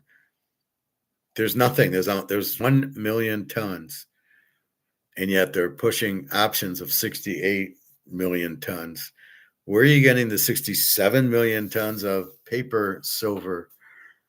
Not physical silver. You're creating paper silver. Something doesn't make sense there because there's no such thing as paper silver. It's either gold or it isn't. This is a paper Bobby Bow card. This is it. There are no digital Bobby Bow cards. It's either real or it's not. This is a real Bobby Bow card. This is a physical card. So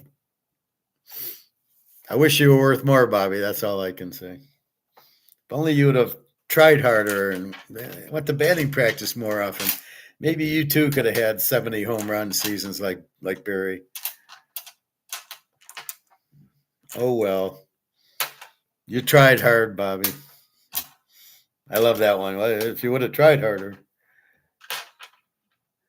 You just didn't try. I was watching Netflix sucks. There's nothing on. I was watching the Untouchable, the Expendables with Rocky and Arnold Schwarzenegger and Jason Statham, and you're just okay. The first one, pretty stupid. They're actually CIA. They're like CIA agents, really. We haven't seen enough CIA between Mission Impossible and James Bond. It's all CIA, FBI, MI6.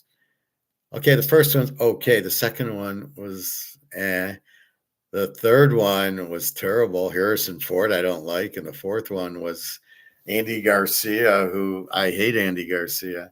He's always the villain. He's always some idiot from Ocean's 11. He was the villain, Two-Face, and you don't really like the guy. I don't get it. I don't see why he's popular at all. He was in Godfather 3, the worst Godfather of all time. So I thought the last two were terrible. Bruce Willis must have got sick during 3 because all of a sudden he wasn't in it. All of a sudden Arnold Schwarzenegger pops up, and then the other guy, whatchamacallit, pops in. In the third one, there was all these younger people. I don't know who any of them were. But yeah, it was who was the guy? I can't remember. Anyway, they're really stupid. It's the same storyline. We're gonna go do this and do that and they're selling arm weapons in some Libya or somewhere. And it goes right down the corrupt U.S. government, and they're coming in to fight. It was who was the guy? Fuck, I don't know.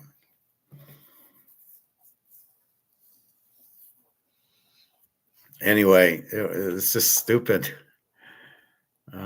Jean-Claude Van Damme is one of the bad guys. Like, yeah, okay. He was 20 years ago. Can we move on? Like I said, in number 3, I don't know who they were there. I didn't know any of the young guys. Maybe if I saw their names, I'd know, but you don't have any stars anymore. Then they have the Rocky movies on, 1 through 8 or whatever, the Apollo, his kid and everything. It's like, okay, enough of that. Come up with a new idea, Rocky. You were better in Vegas when you helped James Caan. Surprised James Caan wasn't in it. Anyway, that's what's happening. So I do watch a lot of these war ones, and Iran's won this war. Russia's killed Ukraine. I don't know. They destroyed Kiev or whatever, and they are I love how Putin warns everybody, get out of Kiev. We're going to blow it up. That's like the Stardust. Get out of the Stardust. We're going to do it. Or 9/11. Hey, get out of the trade centers. We're about to blow them up. Oops, we forgot to tell anybody except for a few tenants in there. The one guy that never missed it. Yeah, he was in there. Anyway, so that's what's going on. So again, in economics, just understand your dollar's worthless. I don't know how else to put it. You can't keep printing it. If it's too much being print, it has no value. So do you want to hold value? Yes. Do you want to buy? That's why you buy stocks and Picassos and Mantle cards is because you want value. That's you're trying to make money with your money, and you can't leave it in the bank and make money because these idiots keep printing it, losing value on it. So just if you just hold your money in the stocks or the bonds or the bank, you're losing money every day. They keep printing and printing and printing, killing the value. So that's what you have to understand. That's what the inflating the money supply. You had 10 trillion, now you got 20 trillion dollars printed. So it can never get stronger. That's this whole joke. Well, it's worth more than the Swiss franc and the British pound. And yeah, no, it doesn't work that way. The dollar's printed, it's worthless. So don't even go there. But that's why you see, but the prices in the grocery store or cars or coats or whatever, it's we determine that. If we don't want to pay for $4 Coke, we don't. And guess what? It puts those on sale too for $5 because nobody will pay for it. So that is our power, is to not buy that, buy substitutes or buy the Meyer brand or the Kroger brand or whatever. And that's it. And that's how you maintain it. But the gold and silver will explode. It has to, because it's limited and can't be printed. And all these people in dollars who, oh, I got $1 billion in dollars. They're worthless. So your $1 billion, Bill Gates, is not worth a fucking penny. It's worthless. And he's probably too stupid to buy gold and silver, as Warren Buffett is, as all these other idiots are too. I'm going to hold on to cash and I'm going to buy things cheap. And good luck with that one. But no, they don't. There's no value in the dollar to buy things cheap with. And why do you think prices are going to fall? Nobody will want it. So again, as demand goes for the house, the price drops. If you don't have demand, you don't have value. I tell you that all the time with my Canadian Club bottle, which is over there. I can try to sell it, but if nobody will pay me, it's worthless. And that's what you got with your $500,000 house and your shirts and your $5 or $3 Coca-Colas. Nobody will buy it. They're worthless. So keep that in your mind. All right. Free play today. Philly go under in the Knicks game. $25 for the week for baseball. Last week was a little rough week. Skeens lost and Sales lost. And, it's going to happen. And that's why their averages and that. But you should understand that. Red's not going to keep coming up or black. So if it hits red 20 times in a row and we start playing, it's not going to go to 50 times in a row. Eventually, red will lose. So you got to understand that if you're going to gamble. Anyway, 25 for the week. And my IT guy just can't figure it out, so I don't care. Just I know when you pay me, and then I just email out the picks. I've already done that this morning. And that's it. So have a wonderful day. Buy as much gold and silver as you can. Don't listen to these idiots saying that, we're going to go to crypto. That'll be the way. No, crypto is not worth anything. Neither is any dollar. If it's not backed by gold or silver, none of the dollars are worth anything. That's why they're all collapsing. That's why BRICS went to a gold-backed currency, to keep value of it. So they're smart enough to understand we need gold to back our currency to hold the value. And they'll win because they'll have the value and the money, and nobody else will. I mean, Russia will, the BRICS will. All right. Have a good day, everybody. www.tjking.com. Let's see what happens in our gold. Hopefully we get back to 4,600. We should be at 6,000, 7,000 by now. I don't really know what the banks are doing. I don't get what this war is about. And if anybody you hear, if they sell physical, they're selling it to China and the price would not drop. Like I say, if I give you this Bobby Bow card and it's worth 100 and I sell it and I get 100 for it, the price stays at 100. The price only goes down on the option market, not in the physical world. So anyway, have a great day. www.tjking.com. All right. Take care, everybody.